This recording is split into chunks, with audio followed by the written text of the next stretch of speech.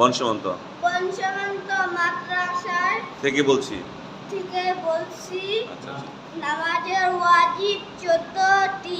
আলহামদু শরীফ পুরা পড়া, আলহামদু সঙ্গে সূরা মিলানো, রুকু সেজদায় দেরি করা, রুকু হইতে সোজা হইয়া খাড়া হইয়া দেরি করা, দুই সেজদার মাঝখানে সোজা হইয়া বসিয়া দেরি করা, দরমিয়ানি বৈঠক, দোন বৈঠকে আত্তাহিয়াতু বলা, ইমামের জন্য কেরাত আস্তে এবং জোরে পড়া, বিতিলের নামাজে দোয়াই কুনুত পড়া, দোনো ঈদের নামাজে ছয় ছয় তাকবীর বলা, প্রত্যেক ফরজ নামাজের প্রথম দুই রাকাতকে